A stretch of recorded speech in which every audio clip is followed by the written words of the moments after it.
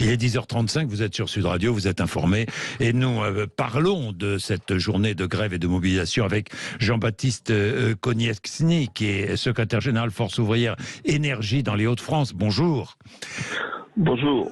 Merci d'être avec nous, hein, Jean-Baptiste Konietzny. Les grèves mobilières, vous serez évidemment en grève et mobilisés demain, vous irez manifester. Dans l'énergie, qu'est-ce qu'on prévoit demain? Il y aura des coupures de courant ou pas? Non, alors vous savez, au-delà de l'énergie, puisque je suis également secrétaire régional des Hauts-de-France, au-delà de l'énergie, Force ouvrière a une politique qui n'est pas de pénaliser les citoyens, le citoyen qui va chercher ses enfants à l'école, le citoyen qui se déplace pour aller travailler, etc. Oui. C'est pas notre vision des choses. Donc les coupures de courant, bon, les organisations syndicales ont fait le choix de faire des coupures, c'est pas le cas de Force ouvrière. Oui, pas toutes. Il y a certaines, pas toutes les organisations syndicales. Hein. Certaines organisations ont choisi de couper le courant. Je pense à la CGT, par exemple. Mais il y a division, là. Alors, si vous voulez, nous partons du principe que chacun reste maître chez soi. Oui. Bon, des organisations syndicales ont décidé de partir sur des actions dures, difficiles. Force ouvrière, en ce qui concerne Force ouvrière, nous avons décidé de mobiliser, d'informer. Vous voyez, depuis la dernière mobilisation, tous les jours, nous avons des actions d'information. Oui. Nous faisons des rassemblements, nous informons les citoyens sur la réforme, sur ce qui va se passer. Mais on ne tient pas, nous, au niveau Force ouvrière, à pénaliser le citoyen en coupant le courant parfois des entreprises qui demain pourraient être en difficulté et licencier des salariés. Voilà, oui. Vous ne tenez pas à bloquer le pays. Alors, c'est pas qu'on ne tient pas à bloquer le pays. Demain, ce sera une journée de mobilisation. Et si on pouvait bloquer le pays avec nos mobilisations, oui, mais pas par des méthodes qui consistent à couper le courant, à bloquer les voies de chemin de fer, etc. Bon, voilà. Il y a des personnes qui sont obligées de se déplacer et on ne souhaite pas se les mettre à dos. Aujourd'hui, les sondages nous sont favorables. Il y a des journées où on a pris 5% d'avis favorables. Les compteurs continuent à grimper, nos pétitions continuent à grimper. Et on se dit, bon, on est sur le bon chemin pour faire céder le gouvernement. Mais alors, certains disent ces mobilisations nationales, une fois tous les 10 jours ou tous les 15 jours, c'est insuffisant. C'est insuffisant, vous le pensez ? Écoutez, face à un gouvernement comme celui qu'on a aujourd'hui, c'est compliqué. Vous savez, le problème, c'est qu'aujourd'hui, on vit en une grosse difficulté. Vous avez vu l'inflation que le citoyen doit payer, la hausse des carburants, la hausse de l'énergie. On sait très bien qu'aujourd'hui, et le gouvernement le sait aussi, un salarié va pouvoir faire éventuellement une journée de grève, 2 journées de grève. Après, vous savez, il y a les factures à payer. Même s'ils sont toujours avec nous, ça va s'affaiblir. Force ouvrière ne souhaite pas partir dans des grèves saute-mouton.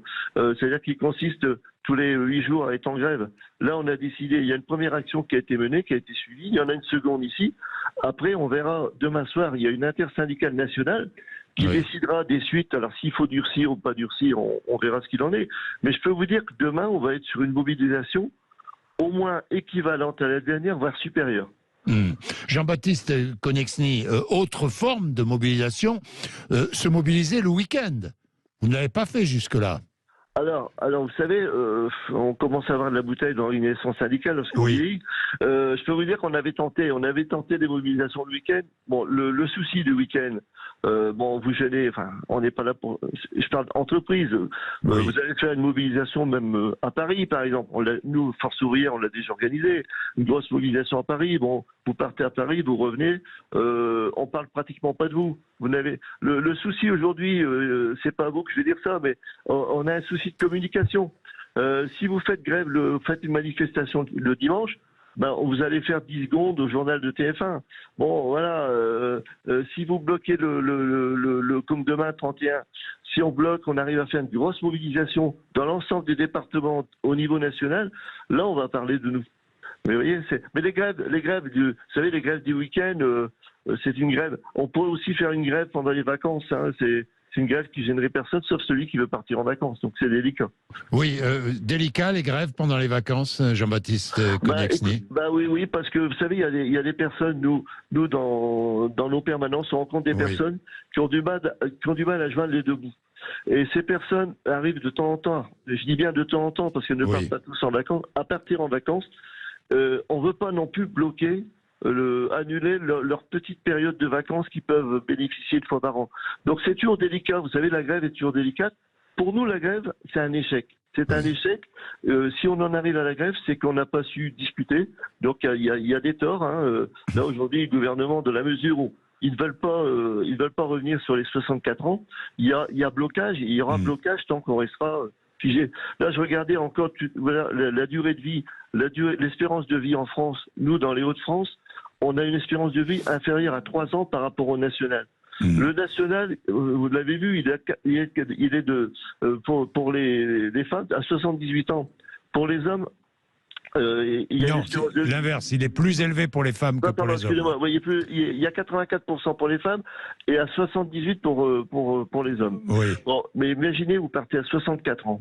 Vous allez vivre 14 ans, 14 ans de votre retraite, sur votre retraite. Si vous êtes dans les Hauts-de-France, vous allez vivre 11 ans. Une carrière complète et vous vivez 11 ans en retraite.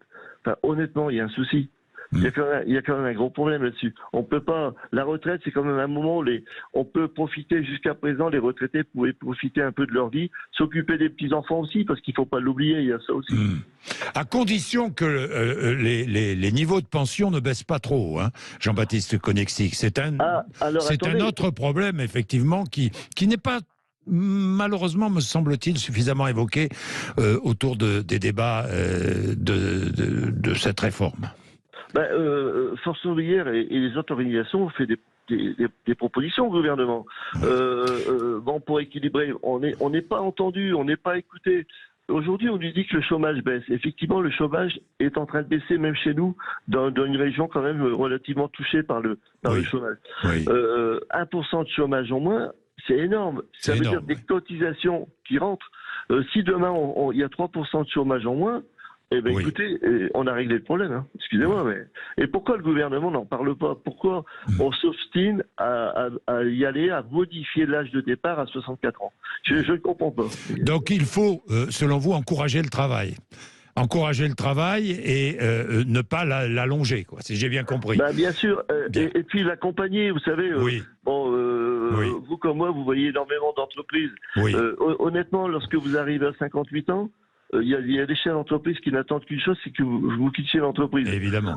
Voilà. Alors il y a des secteurs, il y a des personnes qui peuvent travailler jusqu'à 60 ans. Mais moi, je côtoie des milieux, si vous voulez, des personnes qui sont aux soins auprès des personnes âgées. Vous savez, quand vous avez 58 ans, vous devez lever une personne âgée tous les jours. 25 fois par jour, vous levez des patients. Vous pouvez plus tenir, le corps ne tient plus. Qu'est-ce qu'on fait? Alors aujourd'hui, qu'est-ce qu'on fait? On les met au chômage, on les maintient de façon artificielle jusqu'à la retraite. Mais c'est pas ça la solution. C'est améliorer les conditions de travail avant pour que les salariés puissent partir à un âge normal.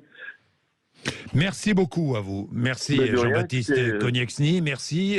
Voilà un discours un peu différent de certains discours tenus par d'autres syndicats qui sont plus jusqu'au boutiste. Alors vous réagissez, hein, demain vous serez mobilisés, toujours mobilisés contre cette réforme des retraites ou pas du tout. Allez-y, donnez votre opinion 0826 300 300. Bien, nous allons passer à toute autre chose maintenant. Nous allons revenir sur cette annonce.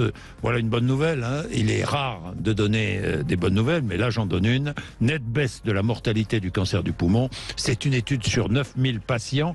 Baisse due évidemment au progrès thérapeutique. Nous allons en parler avec Didier Debieuvre, qui est chef du service de pneumologie au groupe hospitalier de la région de Mulhouse, Sud-Alsace. Il est l'un des auteurs de cette étude, rapporteur de cette étude. Il sera avec nous dans 2 minutes. Il est 10h44.